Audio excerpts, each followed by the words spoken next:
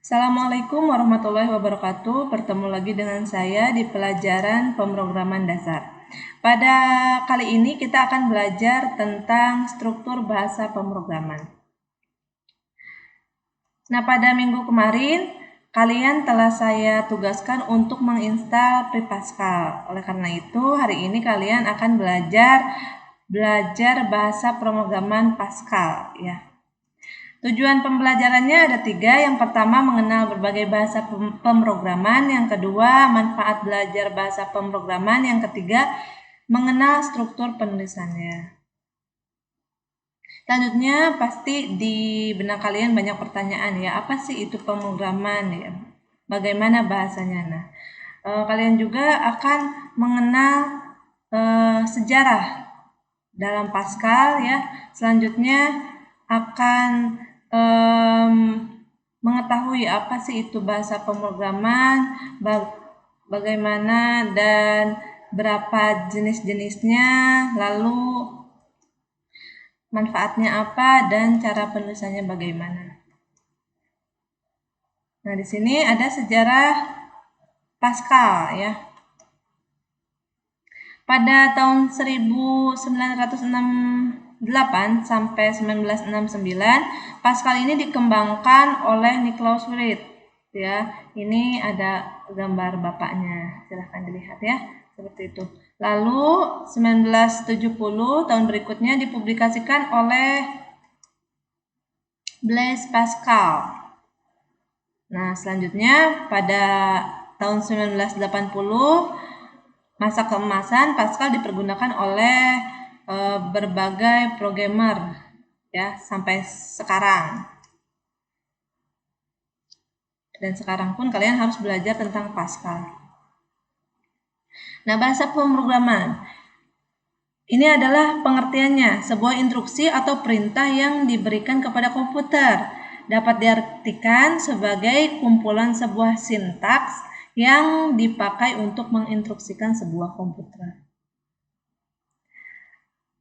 Lalu ada jenis bahasa pemrograman. Yang pertama ada bahasa mesin, bahasa tingkat rendah, bahasa tingkat menengah, dan bahasa tingkat tinggi. Bahasa mesin diterjemahkan sebagai suatu rangkaian instruksi yang terdiri atas kode biner. Kode biner itu terdiri angka 1 dan 0. Nah, contohnya di sini ada 000110011. Nah, itu adalah contoh bahasa mesin. Lalu bahasa tingkat rendah. Bahasa tingkat rendah merupakan rangkaian instruksi menggunakan kode-kode singkat atau kode mnemonik. Seperti ada sub, CMP, JMP, JGE, dan loop. Lalu ada bahasa tingkat menengah. Merupakan rangkaian instruksi gabungan antara bahasa manusia dengan kode-kode simbolik. Ya, contohnya ada ini nih kurung kurawal, tanda tanya, buka kurung, tutup kurung, dan sebagainya. Nah, yang terakhir ada bahasa tingkat tinggi, merupakan instruksi yang menggunakan unsur kata-kata manusia seperti begin, end, if, for, while, and or, dan sebagainya.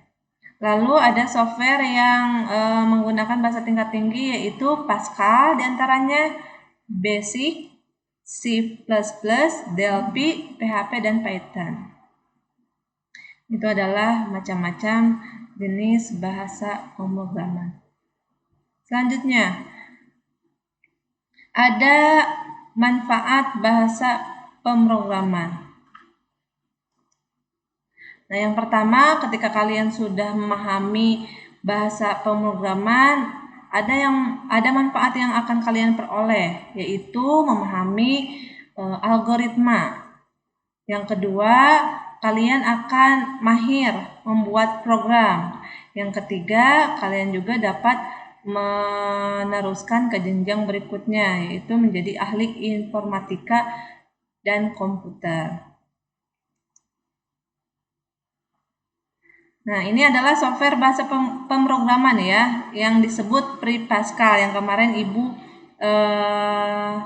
tugaskan. Nah, ini adalah tampilan pertama ketika kalian membuka aplikasinya. Selanjutnya, ketika kalian buka file, lalu new file, nah ini akan tampilannya akan seperti ini. Lalu kalian tulis kode-kode bahasa pemrogramannya di sini, seperti di contoh. Selanjutnya ada Turbo Pascal. Nah, perbedaan antara Pre Pascal dengan Turbo Pascal itu berbeda. Yang pertama, kalau kita memakai Pre Pascal, itu aplikasi tidak berbayar. Ia dapat diinstal dan dapat dipergunakan kapan saja. Jika Turbo, itu aplikasi berbayar ya, jadi kalian harus online menggunakannya. Nah, ini adalah contoh struktur penulisan dalam Pre Pascal. Yang pertama ada program atau judul, yang kedua ada uses CRT, begin, readline, dan end. Nah, penulisannya seperti ini ya, dan harus diakhiri dengan tanda titik koma ya di setiap programnya. Nah, kecuali ini, ketika kalian ingin mengakhiri program, kalian harus mengakhiri dengan tanda titik bahwa program itu telah selesai.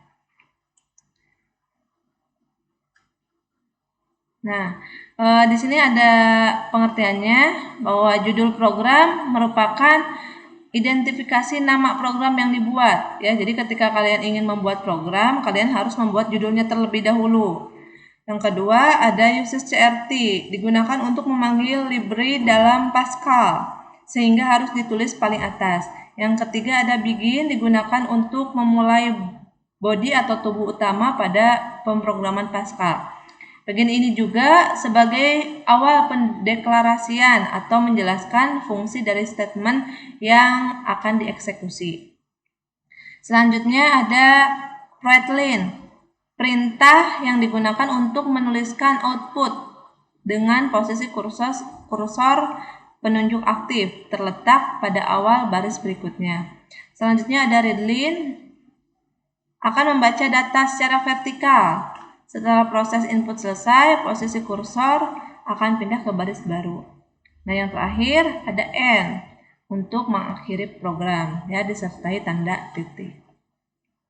Nah, pembahasan tentang bahasa struktur pemrograman sudah selesai.